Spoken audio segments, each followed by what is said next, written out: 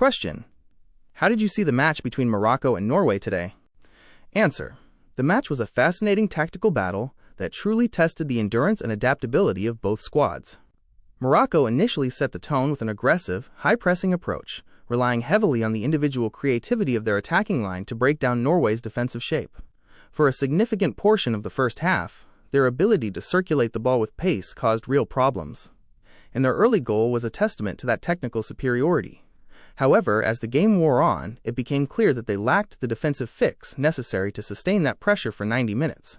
Their structural integrity began to waver, and they appeared to struggle significantly once fatigue set in and they were forced to make changes due to injuries. Norway, conversely, displayed a masterclass in patience and tactical discipline.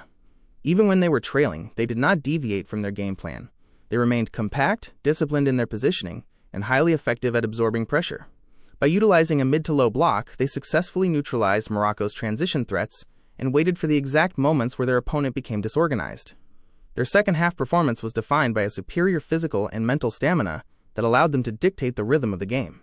It was a classic example of how a well-drilled, resilient unit can frustrate and eventually overcome a team that relies primarily on flashes of individual brilliance. It was a high-level performance that clearly indicated both teams have a lot of work to do before the World Cup, particularly regarding how they manage defensive transitions and squad depth.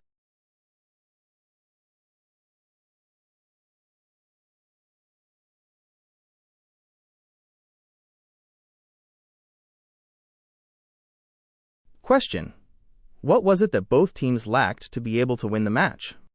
Answer: both teams demonstrated significant tactical shortcomings that prevented them from securing a definitive victory. For Morocco, the primary issue was a lack of sustained defensive structure. While they possessed the individual quality to create danger, they failed to maintain a solid, organized block once they began to tire, which left them vulnerable to counterattacks and ultimately cost them the control of the game. They lacked the tactical fix needed to transition effectively from attack to defense, leaving gaps that a disciplined opponent could easily exploit. For Norway, the hurdle was a lack of clinical precision in the final third during the initial stages of the match. Despite their superior organization and ability to dictate the rhythm of the game, they struggled to convert their structured build-up play into clear-cut goals until later in the encounter. While they displayed impressive mental resilience, their lack of ruthlessness in the opening minutes allowed Morocco to stay in the game and build momentum. Essentially, the match was lost on the fine margins. Morocco's inability to maintain a defensive shape and Norway's delayed efficiency in finishing their scoring opportunities prevented either side from coming away with the win.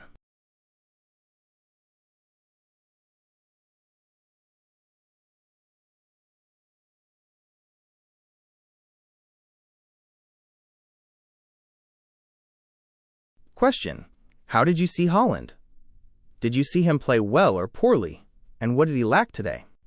Answer: Erling Haaland's performance today was a study in off-the-ball gravity, rather than direct goal-scoring impact. While he didn't find the back of the net, characterizing his performance as poor would be a misunderstanding of his tactical role in this specific setup. He was effectively used as a decoy, constantly occupying the attention of Morocco's central defenders and creating space for his teammates to exploit. His movement was intelligent, and his physical presence ensured that the Moroccan backline remained pinned deep, which was a necessary fix for Norway to maintain their control of the midfield area. However, if we look at what he lacked to be a truly decisive force, it was clinical service and sharpness in tight spaces. There were moments where his teammates failed to find him with the right delivery, and on the few occasions the ball did reach him, he lacked that final yard of acceleration to break free from his markers. To be the difference maker in a match like this, he needs to improve his involvement in the build-up play when service is limited. He shouldn't just wait for the perfect pass. Ultimately, he played the role the team needed, but he clearly lacked the individual finishing touch that could have turned that draw into a win for Norway.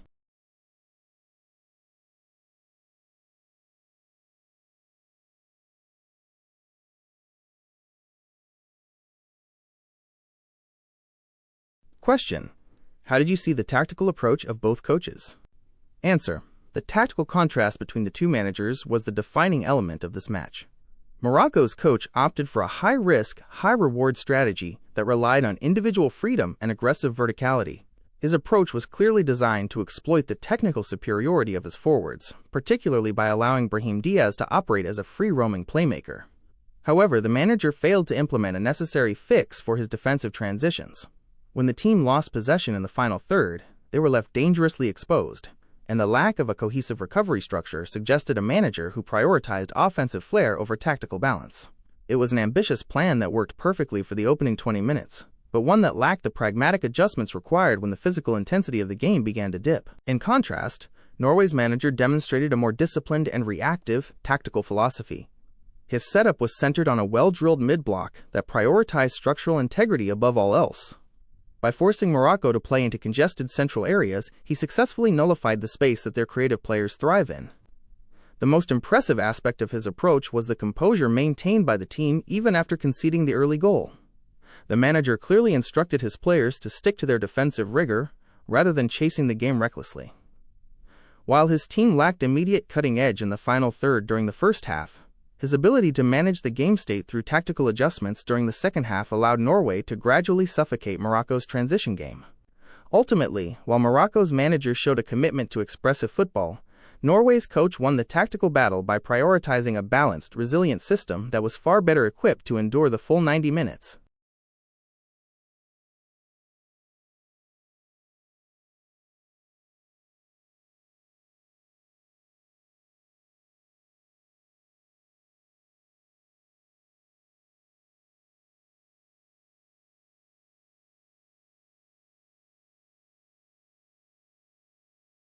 Question: could you provide ratings for the Norway players, including the substitutes, and do the same for the Morocco players? Answer: rating the players in a match of this intensity requires looking at both their technical contributions and their tactical discipline throughout the 90 minutes.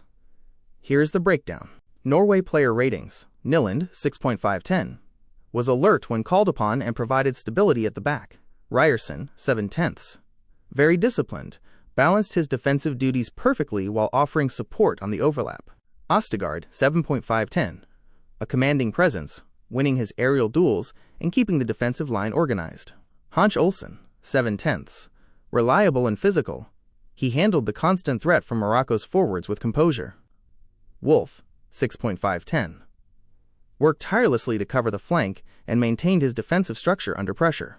Berg, 7.5/10, the true engine of the team. His tactical reading and distribution were crucial for the fix in the midfield.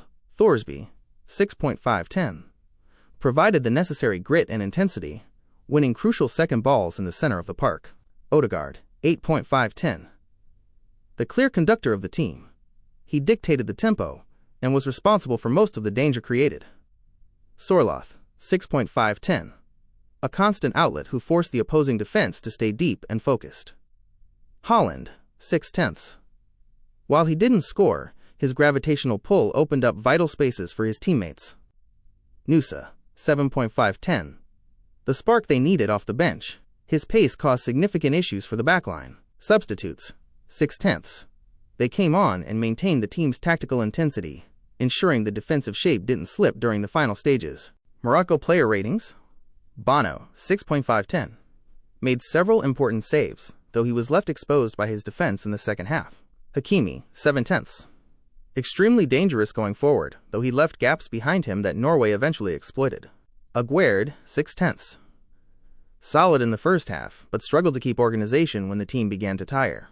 Sass, 6/10, showed leadership and experience, though the physical toll was evident as the match wore on. Mazraoui, 6/10, good technical output, yet he lacked the defensive support needed to stop Norway's wide threats. Amrabat, 6.5/10, worked hard to break up play, though he was often outnumbered in the transition phases. Unahi, 6/10, showed flashes of brilliance, but his influence waned significantly in the second half. Brahim Diaz, 8/10, the standout player for his team. His individual quality was the main source of creative production. Ziyech, 6.5/10, provided consistent danger with his crossing, though he was limited by the lack of movement around him. And Nasiri, 6/10, battled hard against the center backs but didn't receive the service required to be more lethal. Ezalzouli, 6/10, offered speed on the wing, yet he lacked the finishing touch to capitalize on his runs. Substitutes: 5.5/10, they struggled to reach the intensity level of the starters, which contributed to the team's loss of control in the later minutes.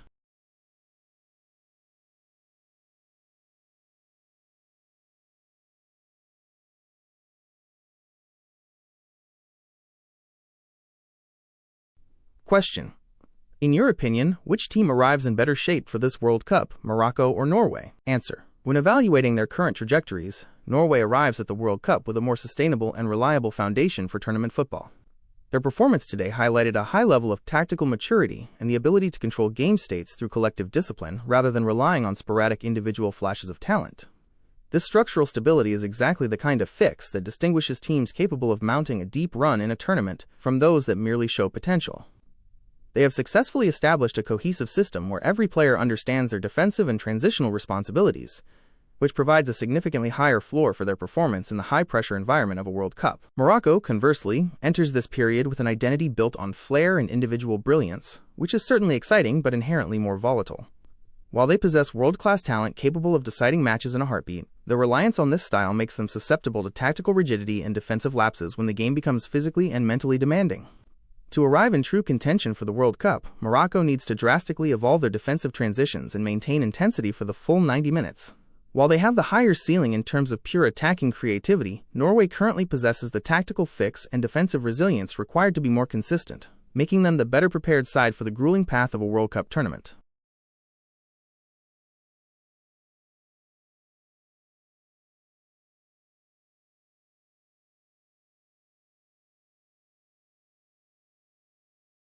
Question: would you like to share a final message with the viewers? Answer: that concludes our analysis for today. I want to send a huge thank you to everyone for watching and for your continued support of the channel.